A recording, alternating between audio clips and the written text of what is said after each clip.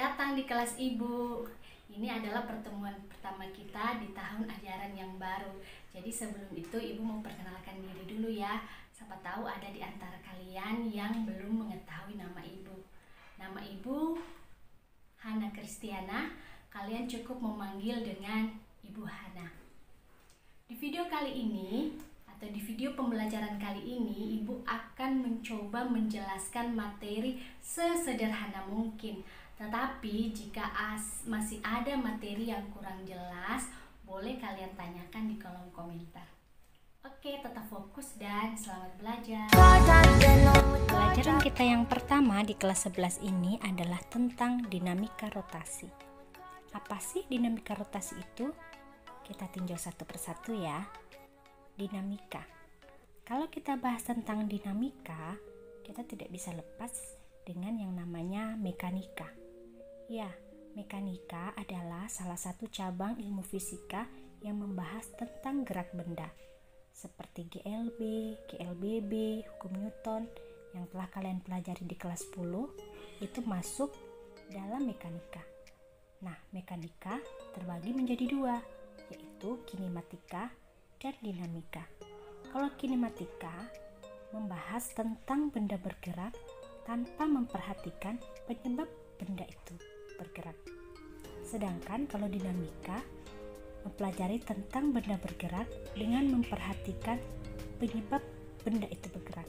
Jadi sudah jelas ya, pada pembelajaran kali ini kita akan membahas penyebab kenapa benda bergerak rotasi. Nah, kalau rotasi, Ibu rasa kalian sudah tahu bagaimana benda bergerak rotasi. Atau mungkin kalian lebih familiar dengan istilah gerak melingkar. Oke, pada materi ini kita akan membahas 3 besaran, yaitu momen gaya, momen inersia, dan momentum sudut. Tapi pada pertemuan kali ini kita hanya bahas tentang momen gaya ya. Apa sih momen gaya itu? Oke, untuk memudahkan kalian berpikir dan berimajinasi, ini Bu lihatkan beberapa alat ya. Nah, ini kalian pernah lihat kan? Namanya kunci increase. Kemudian yang ini kunci pas. Biasa saja ya, dia kan bukan Inggris. Kunci pas. Nah, yang ini sebut saja kunci berkarat. Ibu apaan sih malah kenalin kunci-kunci? Sabar, kita akan masuk ke intinya. Nah, kunci-kunci itu untuk apa sih? Oke, coba Ibu gunakan kunci increase ini untuk memutar mor sepeda ini ya. Oke, coba kita tekan. Iya, mornya berputar ya. Jadi ketika Ibu dorong kunci Inggrisnya, maka mor sepeda ini akan berputar. Nah, kenapa mor sepeda ini bisa berputar? Dalam fisika, besaran yang menyebabkan mor ini bisa berputar disebut momen gaya. Ya, momen gaya adalah besaran yang dapat menyebabkan benda berotasi. Apa saja faktor-faktor yang mempengaruhi besarnya momen gaya? Coba kita tinjau lebih dalam lagi. Sebelumnya kita lihat yang berputar di sini adalah mornya. Berarti mor adalah sumbu putarnya.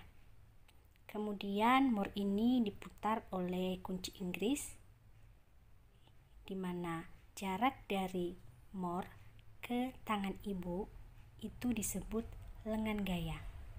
Jadi kalau Ibu pegang kunci Inggrisnya pas di mor, tidak akan mungkin terputar kan? Jadi ya pegang kunci Inggrisnya harus begini. Kita pegang di pangkal kunci Inggris. Itu disebut lengan gaya. L. Kemudian besaran kedua adalah gaya. Gaya dorong yang Ibu berikan kepada kunci Inggris ini menyebabkan mor berputar. Kemudian ada satu faktor lagi yang mempengaruhi besarnya momen gaya, yaitu sudut. Sudut yang dibentuk antara gaya dan lengan gaya ini juga mempengaruhi besarnya momen gaya. Jadi momen gaya dapat dinyatakan dengan persamaan berikut.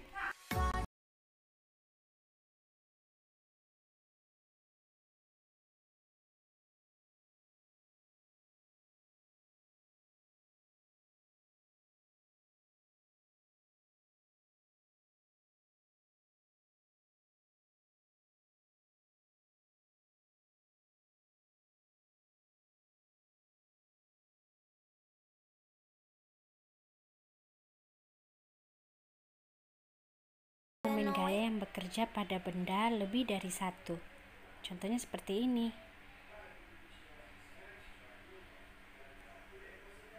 Coba kita lihat momen gaya yang bekerja pada benda atau pada batang jungkit-jungkit ini. Jadi batangnya yang merupakan tempat bekerjanya momen gaya ini. Kemudian ini adalah sumbu putarnya. Gaya berat si anak pertama arahnya ke bawah, dan gaya berat anak kedua juga arahnya ke bawah.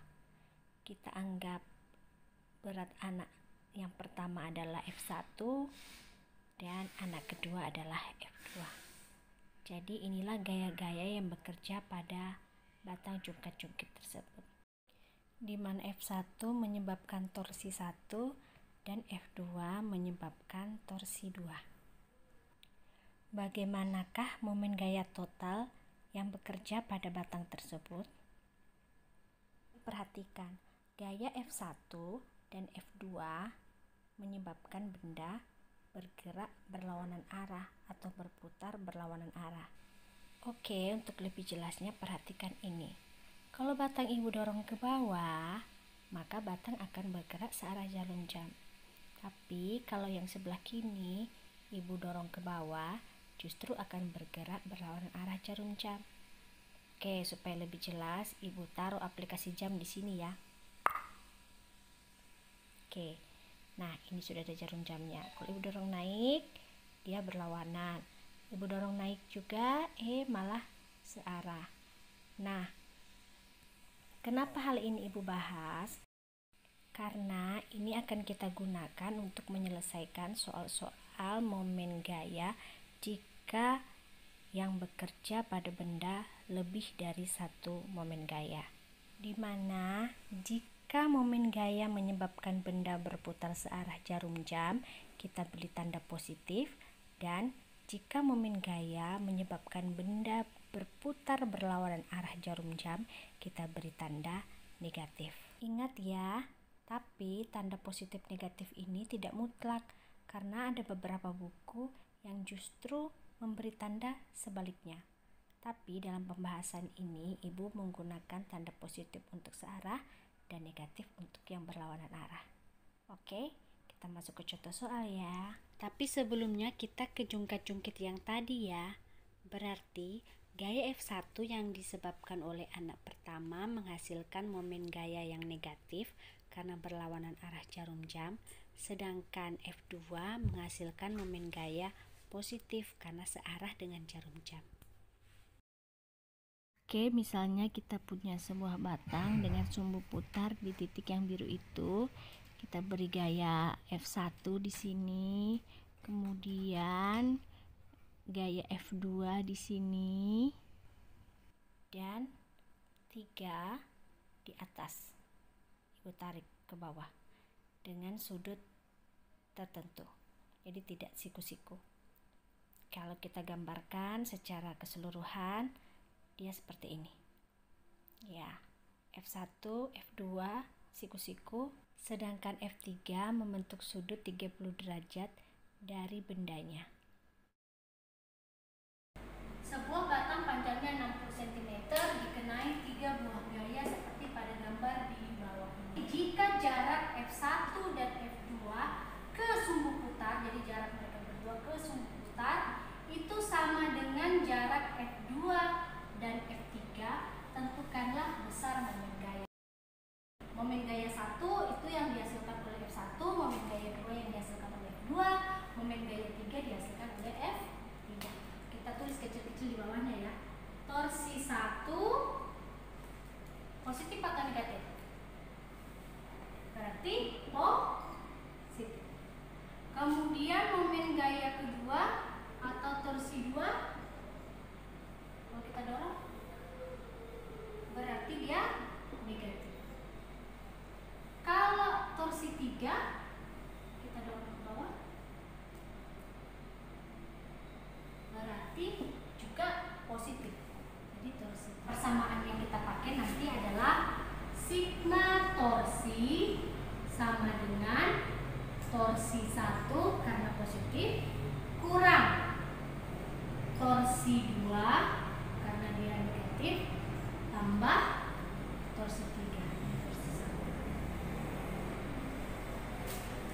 torsi 3.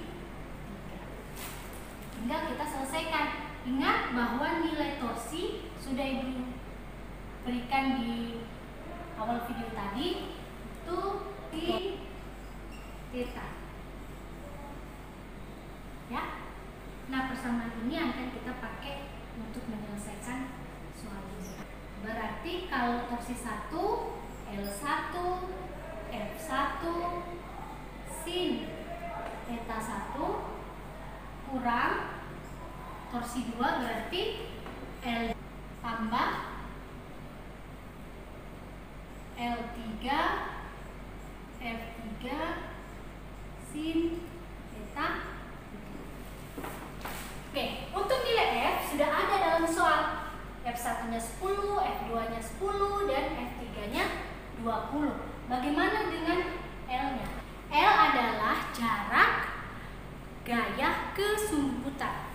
Kalau L1 berarti jarak gaya F1 ke sumbu putar. Ibu perjelas, ini sumbu putarnya.